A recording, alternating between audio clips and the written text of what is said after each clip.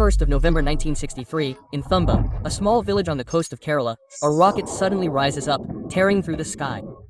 People watch it in amazement and children start clapping loudly. This was India's first sounding rocket Nike Apache, which was flying towards the sky and sounding the trumpet of a new revolution in India.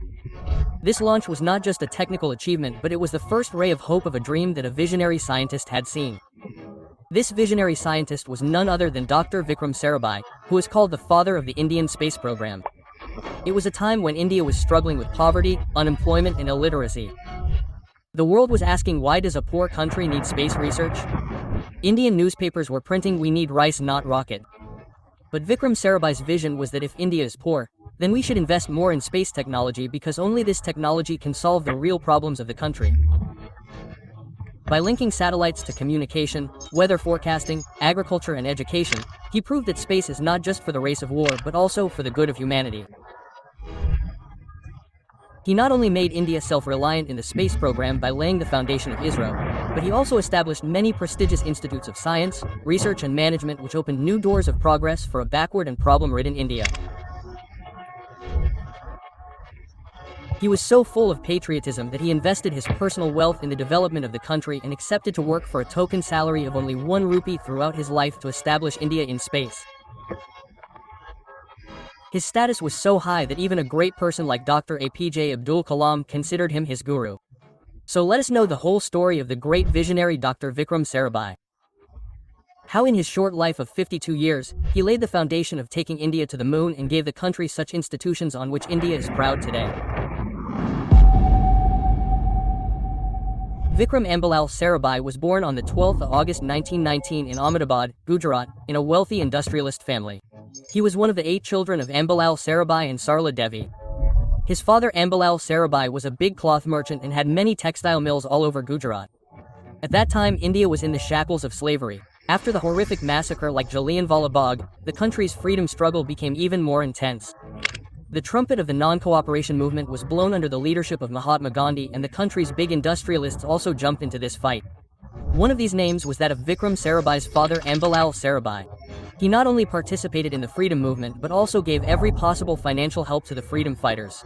This was the reason that many great personalities of that time used to visit Vikram Sarabhai's father's house. Whenever people like Rabindranath Tagore, Mahatma Gandhi, J. Krishnamurthy, Motilal Nehru, Jawaharlal Nehru, Sarojini Naidu, Maulana Azad, C.F. Andrews, and scientist C.V. Raman visited Gujarat, their destination was Ambalal Sarabhai's house. Similarly, a few months after Vikram Sarabhai's birth, Rabindranath Tagore had come to his house. Rabindranath Tagore was a master of many arts, but in those days he was also famous for making accurate predictions. It is said that he used to predict a person's life by looking at his forehead, which often used to come true. In such a situation, Vikram Sarabhai's father Ambalal Sarabhai also requested Rabindranath Tagore to tell the future of his son born a few months ago. Rabindranath Tagore looked carefully at Vikram Sarabhai's broad and unusual forehead and smilingly said that this child will do great things one day. Later on, this prediction of his was also going to prove true. Vikram Sarabhai did his early studies from the same school which was built by his parents. Then he completed matriculation from RC High School and intermediate from Gujarat College. After this, he decided to go to Cambridge University in England and complete his higher studies.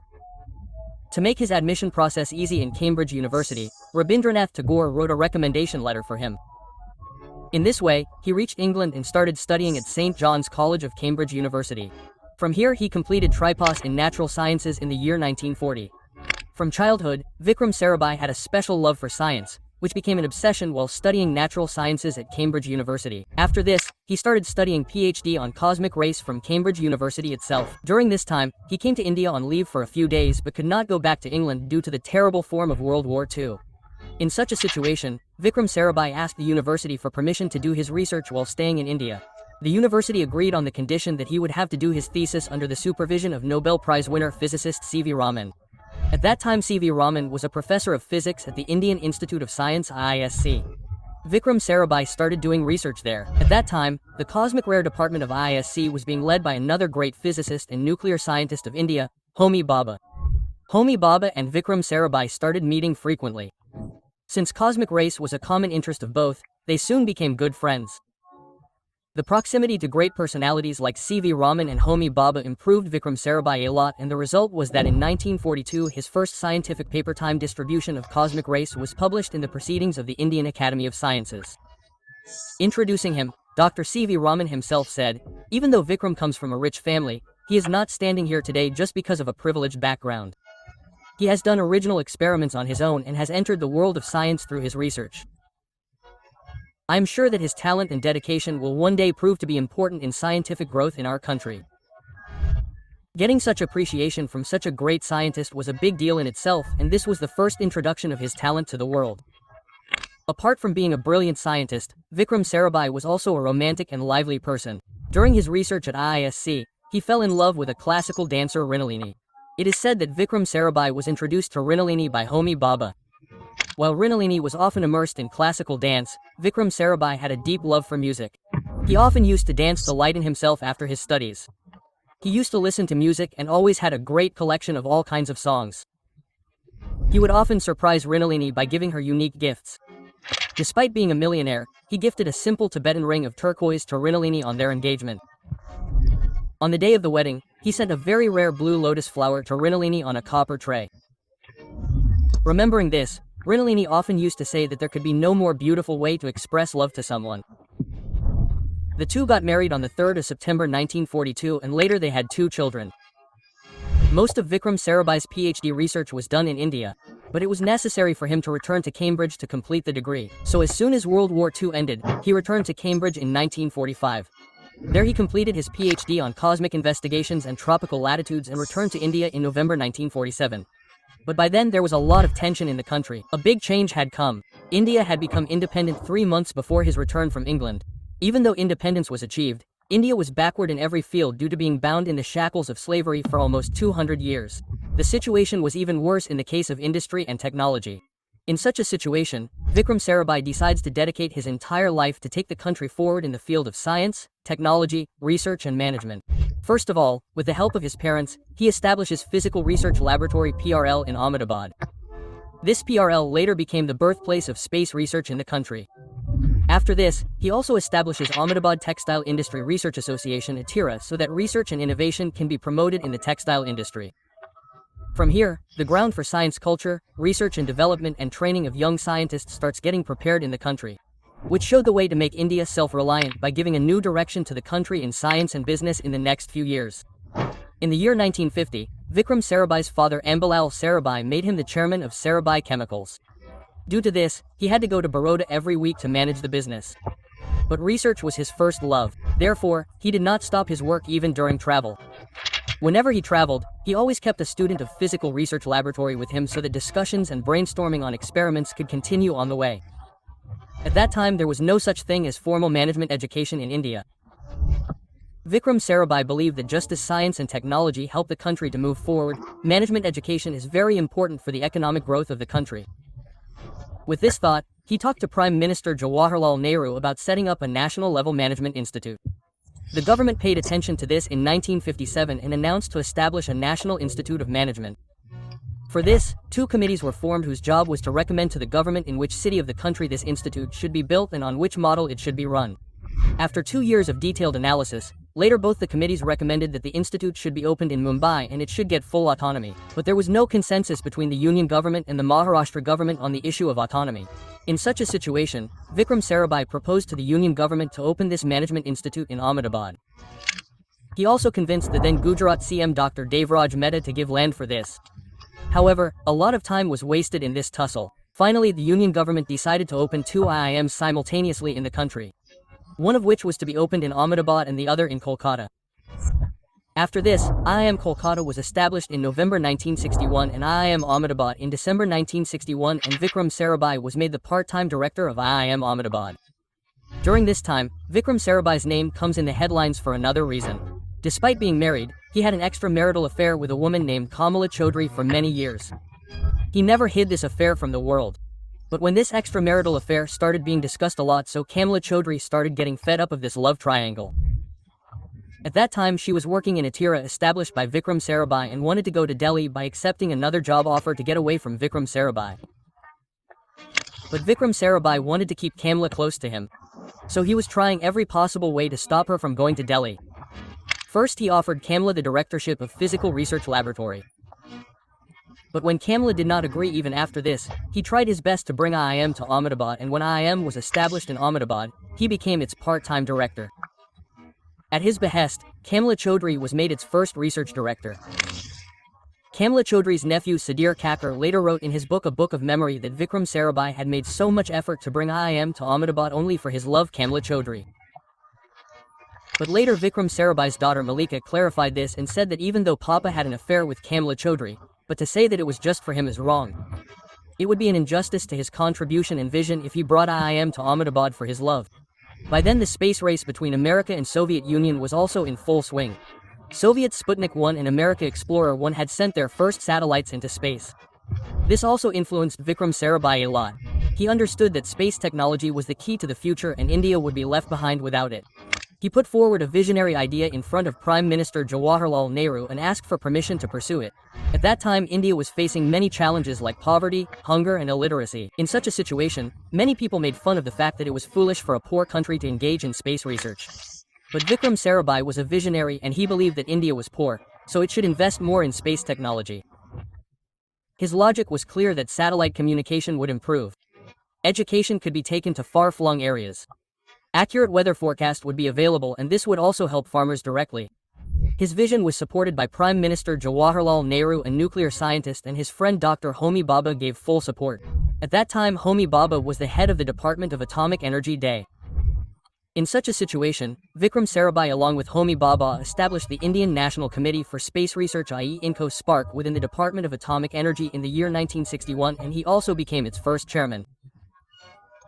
In this way, Vikram Sarabhai had prepared India's space roadmap, but now a rocket launching station was needed to take it forward. To prepare a rocket launching station, he needed a marine and isolated place where the population was less and which was near the Earth's magnetic equator because such a place is considered to be the most perfect for sounding rockets and scientific experiments. He gave this responsibility to his student E.V. Chitnis. Chitnis toured the whole of South India and made a list of 200 places and handed it over to Sarabhai. Sarabhai selected 2 locations from these, Thruvatu and Thumba. Then he took Homi Bhabha's advice. Together, they inspected both these sites thoroughly and finally chose the Thumba site in Kerala for the rocket launching station because Thumba is located very close to the magnetic equator and the airport was also very close to it, which would make it easy to bring equipment from other cities for experiments. After the site was selected, Vikram Sarabhai and Homi Bhabha made a church here, St. Mary Magdalene. The control room of the rocket launching station and the house of the priest of this church was made the office. Religious people also disputed this, but the priest of the church himself came forward and explained to the people that this is a very important work for the benefit of the country. People agreed, but fishermen lived in the areas around the church and it was very important to displace them from there because a small mistake during the rocket launching could pose a threat to their lives. Therefore, in exchange for their land, with the help of Thumba collector Madhavan Nair, arrangements were made for permanent houses for the fishermen. Only after this, land could be found there for the rocket launching station. But getting the land was a difficult task. This was not enough. Now the real challenge was to set up a good rocket launching station in this barren coastal area. At that time there was such a huge shortage of resources that there was no truck to carry the equipment that came to the railway station and airport to the side and they had to be brought on bicycles and bullock carts. Even though the resources were less, the spirit of the scientists was sky high under the leadership of Vikram Sarabhai. This spirit was going to become the identity of India's space journey in future. Vikram Sarabhai also took help from America, Soviet and some European countries in this work. Sounding rockets and some basic instruments were brought to India from America's space agency NASA and France's space agency CNES and finally after months of hard work, Thumba Equatorial Rocket Launching Station was ready in 1962. On the 21st of November 1963, India's first sounding rocket Nike Apache was launched from this station. This rocket launch was a message given by Vikram Sarabhai to the whole world that India has now entered the space race and this spark that arose from a church is going to make India a space superpower one day. Vikram Sarabhai always believed that science should not be limited to the laboratory but it should be used for the betterment of society and to improve the future of children. With this thought, he started the Group for Improvement of Science Education, GISC, in 1960 and included many scientists, teachers and social workers in it. Meanwhile, the country suffered a big shock. His close friend and great nuclear scientist Dr. Homi Jahangir Bhabha died in a plane crash. Homi Jahangir Bhabha was the person who laid the foundation of the nuclear program in India. His statue was very high in the international scientific community. In such a situation, there was a need for someone in his place who was not only scientifically capable but could also represent India globally. Vikram Sarabhai was the perfect choice for this role. Therefore, in May 1966, he was made the chairman of the Atomic Energy Commission.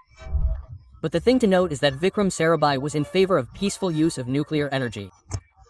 But he felt that developing nuclear bombs was like taking the whole world on the path of destruction. He believed that atomic bombs as weapons are just a paper tiger. It is said that after becoming the chairman of the Atomic Energy Commission, he first prepared to stop the nuclear bomb program started in India. Apart from this, he had nothing to do with nuclear physics and his background was of space research. Due to all these reasons, many people already present in the Atomic Energy Commission did not like to see him as their boss. But Vikram Sarabhai, apart from being a scientist, was also a very good administrator. He had an amazing ability to take people along and quickly adapt to any environment. Due to this, he soon succeeded in coordinating with the scientists of the Atomic Energy Commission and brought the nuclear program back on track in a few months. After taking charge of the nuclear program, Vikram Sarabhai he emphasized on institutionalizing uranium mining and processing under the Atomic Energy Commission. He believed that if India explores its nuclear fuel resources in a systematic manner, then only the country will be able to become self-reliant. With this thinking, Uranium Corporation of India Limited UCIL was established in Jadugota in 1967. UCIL was a part of the long plan related to thorium and nuclear fuel cycle with the help of which Vikram Sarabhai wanted to realize Homi Bhabha's dream of three-stage nuclear program. Not only this, he also emphasized the need for particle accelerators for nuclear physics research and convinced the government to develop indigenous cyclotrons. With this, the foundation of the Variable Energy Cyclotron project was laid in India. Vikram Sarabhai played a big role in establishing Electronics Corporation of India Limited ECIL to make the country self-reliant in the field of electronics. ECIL took India out of dependence on imported technology, gave indigenous complex electronic products. These include the country's first digital computer, electronic voting machines and crucial electronic systems for nuclear power, defense, space and telecom. Today, due to ECIL, India has been able to reduce its dependency on imported technology to a great extent. On one hand, Vikram Sarabhai was taking the nuclear program forward. On the other hand, his vision on the space program was also working equally strongly. Slowly, he started realizing that INCO-SPAR, being a sub-organization of the Department of Atomic Energy, is not capable of fulfilling his big space vision. Vikram Sarabhai needed an independent and full-fledged organization to give flight to the country's space program, which has its own structure, budget, and long-term planning. With this intention, in 1969, Vikram Sarabhai separated INCO-SPAR from the Department of Atomic Energy and established the Indian Space Research Organization ISRO. This ISRO was going to take India to the moon in future. Vikram Sarabhai became the first chairman of ISRO and he was so dedicated to make this organization successful that he used to take a token salary of only 1 rupee per month to work in ISRO. For him, the development of the country was paramount. He always used to say that we will not use it to join the space fight like developed countries but will use it to serve humanity. Vikram Sarabhai also has a huge contribution in bringing satellite TV to India. To promote education through television, Vikram Sarabhai had sent an important proposal related to the use of satellite TV to the government. This later became the reason for the development of Satellite Instructional Television Experiment Site. Apart from this, Vikram Sarabhai also started Project Aryabhata by forming a dedicated team under the leadership of Dr. Udupi Ramachandra Rao for the creation and launch of India's first satellite Aryabhata. Vikram Sarabhai believed that the country will develop only when new scientists are appointed. Opportunities will be available. That is why he always motivated his juniors to take risks. If a mission failed, he would take responsibility for the mistake in public, and when success was achieved, he would give credit to his team. The biggest example of which was Dr. APJ Abdul Kalam, famous as the Missile Man of India, who gave the credit of his success to Vikram Sarabhai and called him his guru. He also shared the moments spent with Vikram Sarabhai with great respect in his autobiography Wings of Fire. Vikram Sarabhai also had a very special relationship with Prime Minister Indira Gandhi. He was one of those select people whom Indira Gandhi used to call by their first name Vikram. Whenever Indira Gandhi came to his city, Vikram Sarabhai would make a bouquet of fresh roses with his own hands and present it to her. Indira Gandhi also respected him and often discussed important issues of the country with him. Just before the India-Pakistan War in November 1971, Indira Gandhi called Vikram Sarabhai to the PMO and said, "I am going to form a new space commission under your leadership. But you already have a lot of work. That is why you should leave the post of chairman of the Atomic Energy Commission." Hearing this, Vikram Sarabhai felt rejected and he felt that Indira Gandhi no longer had the same faith in him as before. Indira Gandhi explained to him, "If you continue working at this pace, we are afraid that we will lose you very soon." Actually, Indira Gandhi was worried about his health. Vikram Sarabhai often worked 18 to 20 hours a day. He never felt tired. But Indira Gandhi wanted him to be freed from some responsibilities so that the country could get his vision for a long time. That day after leaving the PMO, Vikram Sarabhai had decided that he would resign from the post of chairman of the Atomic Energy Commission. But then the India-Pakistan War broke out in December 1971, and before it could be publicly announced that the space and atomic departments were being separated, the fear that Indira Gandhi was having came true after 1 month.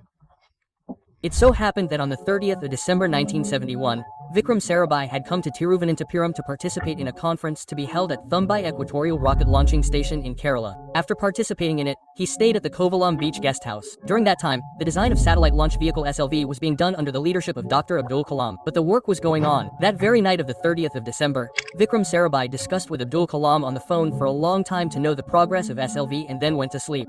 But the next morning, when his door did not open for a long time, people started suspecting something untoward. After some time, the door of his room was broken. People saw that Vikram Sarabhai was lying very calmly inside the mosquito net and a book was kept on his chest. But as soon as people went near him to wake him up, they found that he was not breathing. Seeing this, there was a commotion there. A doctor was called for examination who told that Vikram Sarabhai had left this world just 2 hours ago. He had a heart attack and due to being alone, he could not recover from it. His death was a big loss for India because at the age of just 52, at the peak of his career, the country lost its most visionary scientist. Vikram Sarabhai's death was also shocking because he took great care of his fitness. Every morning he would wake up and do 12 exercises. He used to do Surya Namaskar and whenever he got time, he also used to swim, which is considered the best exercise. To avoid fat gain, he used to eat only 1 roti with curd, pickle, papad and salad. His body was brought to Ahmedabad where he was cremated in the presence of his family. When the priest tried to put pieces of frozen ghee in his pyre, his mother cried and said, "Keep it slowly, Vikram will get hurt." This moment was very touching and tears came to the eyes of all the people present there. Some people also expressed the possibility of a conspiracy behind his death, but his post-mortem was not done and no inquiry was conducted because his mother did not want even a single scratch on his body. For his great contributions, the next year in 1972, the government of India honored him posthumously by giving him the country's second highest civilian award, Padma Vibhushan. In his honor, Thumbai Equatorial Rocket Launching Station TRLs was renamed as Vikram Sarabhai Space Center VSSC. This was the same place where India started its initial research in rocket technology. His legacy was respected not only in India but also at the international level. In 1974, the International Astronomical Union renamed Basel Crater, located in the Sea of Serenity region of the Moon, as Sarabhai Crater. After Vikram Sarabhai, Satish Dhawan took over the reins of ISRO, under whose leadership India sent its first satellite Aryabhata into space orbit in April 1975. In this way, the project started by Vikram Sarabhai became successful about 3 years after his death, which was a true tribute given by his colleagues. The seeds sown by him started blossoming into trees when in 2008 India launched its first moon mission Chandrayaan-1, through which India discovered water molecules on the moon and gave a new direction to the ongoing search for the possibility of life there. 5 years later, India created history by sending its satellite into the orbit of Mars through the Mars Orbiter mission. In its very first attempt, it sent its satellite into the orbit of Mars. India became the first country in the world to put a moon into orbit. After this, ISRO launched Chandrayaan-2 and Chandrayaan-3 and named their lander Vikram to honor its founder and first chairman. Even today, this lander bears testimony to Vikram Sarabhai's vision on the surface of the Pacific. In the year 2023, HAL-1 mission was also launched, which is studying the sun by going into space.